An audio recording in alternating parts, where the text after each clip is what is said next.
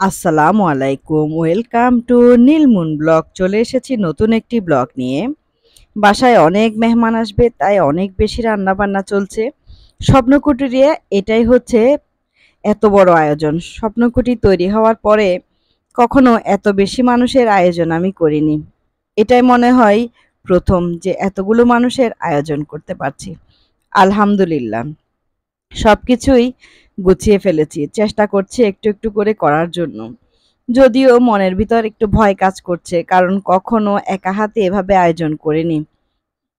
তেল মশলা কি পরিমাণে দিব, কিভাবে দিব, সবসময় কারো কাছ থেকে একটু জিজ্ঞেস করেছি। এখানে তো পুরোটাই নিজের উপর। তারপরও এই যে মাছগুলো আমার ছোট আপু ভেজে দিয়ে গিয়েছিল, আমার আপা এসেছিল, আমার আপা ভেজে দিয়ে গিয়েছিল মাছগুলো। আর রান্নাটা আমি করছি। ওরা যেহেতু চলে গেছে, মেহমান আসবে, তাই একটু ব্যস্ত সময়ই কাটছে আমার। আলহামদুলিল্লাহ, রান্নাগুলো মোটামুটি শেষ করে নিচ্ছি। মেহমান আসার আগেই আমি সবসময় রান্না শেষ করে ফেলি। মেহমানদেরকে দেখিয়ে কাজ করতে আমার একটুও ভালো লাগে না। তাই ওরা আসার আগেই আমি চেষ্টা করছি সব রান্না বান্নাগুলো শেষ করে ফেলার জন্য। আলহামদুলিল্লাহ, সেটা পেরেছি। এখানে ছিল গরুর মাংস, তারপরে ছিল রুই মাছ ভুনা, রুই মাছের কারি, তারপরে ছিল মাছের বড়া, মুরগির মাংস, তারপরে ছিল হাড়গোড় দিয়ে মিষ্টি কুমড়া, ডিম সিদ্ধ। যেহেতু অনেক মানুষের আয়োজন, আর বেশি আইটেম করিনি, এগুলাই করেছি। আলহামদুলিল্লাহ, পেরেছি আমি। জানি না মেহমানদের কেমন লেগেছে। মেহমানরা আসার পরে এত বেশি ব্যস্ত ছিলাম, আমি রান্নাঘর থেকে বেরই হতে পারিনি, যার কারণে অন্য কোনো ক্লিপ নেওয়া আমার পক্ষে সম্ভব হয়নি। এত বেশি গরম বাইরে, আমার ঘরের সামনে ফ্লোরটাতে পা দেওয়া যাচ্ছিল না, পাটা পুড়ে যাচ্ছিল। তাই আমি বালতিতে করে পানি এনে ফ্লোরটাতে ঢালছিলাম। মনে হচ্ছিল পানিগুলো পাওয়ার সাথে সাথে ফ্লোরটাতে একটা শব্দ হচ্ছিল, পানিগুলো এত তাড়াতাড়ি টেনে ফেলছিল। অসম্ভব রকমের গরম। কি বলছে যেন, গ্রীষ্মের রোদ, চৈত্রের রোদ, উফ, অসহ্য লাগছিল সবকিছু।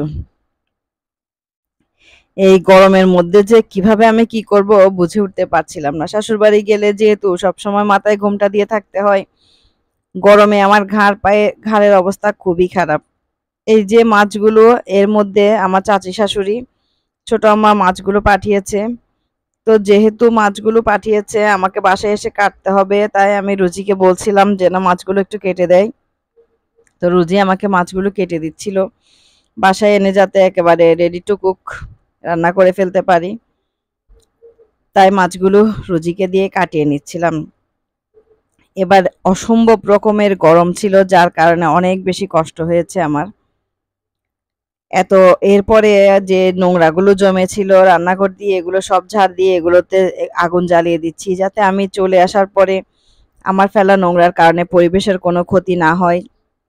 আমি সবসময় এই কাজটা করি, সবকিছু জ্বালিয়ে চলে আসি, যাতে আমার কারণে কারো কোনো ক্ষতি না হয় বা দুর্গন্ধ না ছড়ায়। তাই আমি সবসময় এই কাজটা করার চেষ্টা করি, একদম সব নোংরাগুলো জ্বালিয়ে পরিষ্কার করে আসি চারপাশে। এরপরে মেহমানরা চলে যাওয়ার পরে সবকিছু ধুয়ে মুছে পরিষ্কার করে তোলার পালা। এই যে হাঁড়ি পাতিল সবগুলো রুজি ধুয়ে দিয়েছে, এখানে প্লেট প্লেট সবকিছু ধুয়ে রেখেছে, ঘরও ঝাড়ু দিচ্ছে। এবার এগুলো সবগুলো গুছিয়ে আমার শহরে আসার জন্য প্যাকেট পোটলা করার পালা। এই ছিল আমার আজকের ব্লগ। সবাই ভালো থাকবেন। আজকের মতো এখানে বিদায় নিচ্ছি। আল্লাহ হাফেজ। আসসালামু আলাইকুম।